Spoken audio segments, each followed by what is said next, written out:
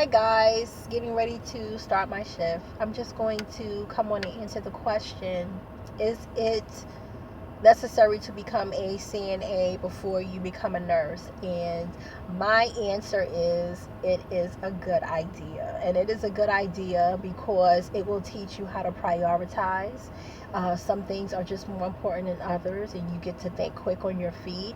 Number two, it's going to give you boldness.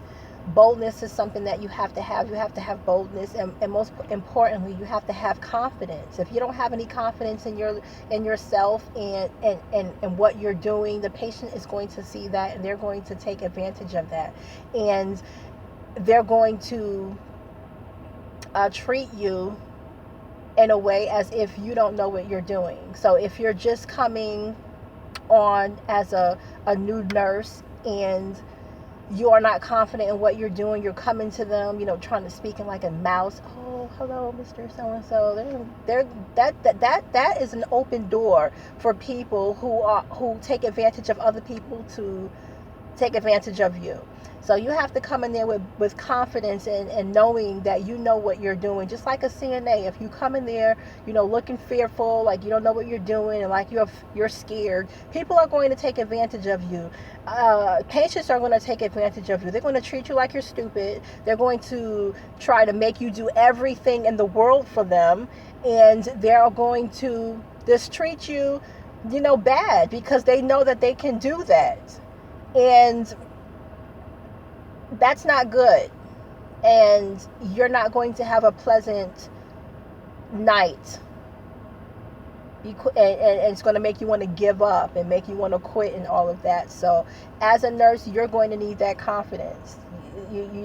There's so many new nurses that come into our facility, and you can tell they're new because they look all timid and scared. You can tell they're new because of the way they speak to the patient.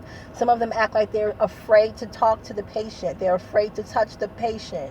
And their confidence level is zero, and you can tell that. And when patients see that, they'll begin to ask questions, and they're going to begin to lose confidence in you. They're going to ask you, how long have you been a nurse? And if you say, oh, well, I'm new, this is my first reading, I'm like, no, sorry, darling, I want another experience. I want an experienced nurse. I fire you. And if you come in there and you don't have no confidence, especially if you're young, they're going to turn you away because they're going to think that you don't know anything. And you have your age, you're young, and then you don't have any experience, and then you don't have any confidence. That's all, strikes against you. And that's open doors. That's an open door for people to treat you any kind of way. The same with your coworkers. You know how many nurses come in and other nurses just treat them like crap? It's like they're eating the young. It's sad. And the same thing is with CNAs. I think it's all the way around, no matter what job you are in. The new person always gets treated unkind. The new person, people are going to try the new person.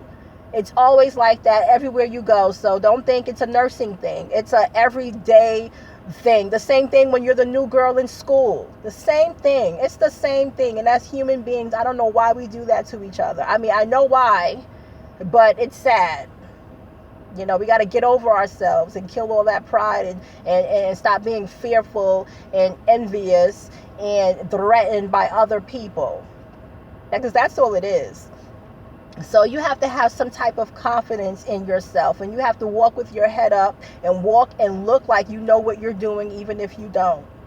You better fake it, fake it until you make it, as some people say.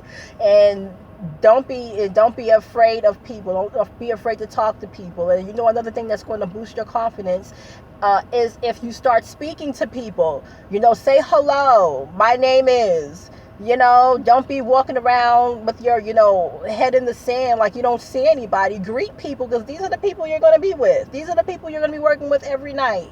Don't dismiss anybody. Greet everybody. And that right there will kill all of that in people that want to treat new people a certain kind of way, because you're showing yourself friendly. And if you show yourself friendly, you're going to get back a friendly response. People are going to be like, oh, I like her, or I like him, or this person is nice. Okay, I'm going to give them a chance. I'm not going to treat them like that. You know, people do that. So get some confidence about yourself. It will help you get confidence about yourself. It will help you be bold, and it will help you learn how to speak to people and treat people. You know, a lot of people come on and they come, you know, to work and they don't have those people skills. It will teach you all of that. Just because you're a nurse doesn't mean you have people skills. You just have a lot of book knowledge and you know how to do certain things. But once it's time for you to hit the real world, you have to know how to have people skills and mesh that with what you've learned in school. Because you can't treat people like they're just a number. So all of that has to work together. Being nosy.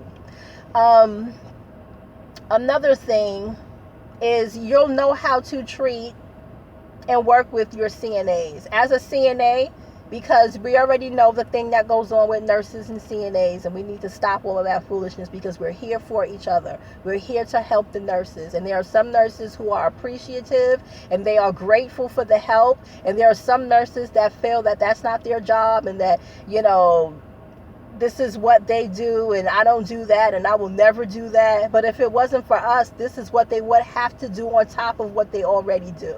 And you're going to have that understanding that you're there to help the nurse, and then you're going to appreciate all the help that you can get with the stress that you have. I was talking to one nurse who just became a nurse. He was a CNA for about a year or two, and I asked him, what is the difference? And he said, well, the difference really is we have more mental stress. As a CNA, I find that I have more physical stress, because he said when he got home from work, he was physically exhausted. And but when he comes home from being a nurse, he says he's not exhausted like that. It's a different exhaustion. He's saying in his mind, he's thinking about certain things, you know, pertaining to the patient. It's like he brings it home with him. And I think it's just because he's a new thing, but he was just basically saying it's a mental thing now instead of a physical thing. With CNAs, we do a lot of physical work, and we take a lot of mental abuse and emotional abuse, because they dump everything on us. They yell at us and hit us. Not saying that nurses don't get hit and yelled at, but we get the brunt of it. And being a CNA will teach you how to manage and to handle all of that. But what I was saying about the nurse, he was saying how it's more physical.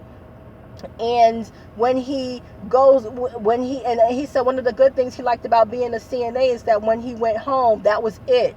You know, he didn't have to think anything else about the patient. But when he was a nurse, as being a nurse, he has to go home. He's thinking, did he put the right notes in? You know, did he do this? Did he do that? Did he cross every T and dot every I, and all of that? So it's more of a mental thing with nurses. And that's why when you become a nurse, you'll appreciate the CNA, because you have mental stress as a nurse, and now you have all this physical stress as a nurse as well. And all of that put together, you know, that's very exhausting on one person, especially if you're working for 8 or 12 hours. That's a lot. So as a nurse, you will respect and appreciate your CNAs, and you won't treat them any kind of way. And you already understand that they have a lot of patients to care for. Many of those patients are incontinent and they can't do for themselves. And the first person that is called when a patient needs help is the CNA. It's not the nurse.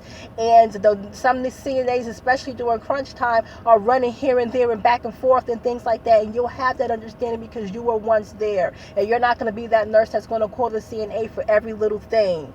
And you're going to have the right mentality and the right perspective of, you know, what they do and what you as a nurse should not do, because it's just one, maybe lazy on your part, or, you know, you have the wrong attitude or the wrong understanding. As a nurse, you can empty a urinal. As a nurse, you can empty a Foley. You can change a bed. You can clean a person. It's not above you. Or it's not beneath you. This is a part of your job as a nurse, because if there were no CNAs, this is what the nurse would have to do. And as a CNA, you would come in already knowing that, so that you will appreciate your help more, and you will not treat your CNAs any kind of way, and you'll have more respect for them because you were once there. And I think that's it for now. If there's anything else that I can think of as I'm going um, through my day or something like that, I'll make another video, of course. But I hope this was helpful to you. If you have anything to add to this, please add it, and give your comments and questions or whatever it is in the comments section, and I will get back to you guys. Okay, talk to you. Bye.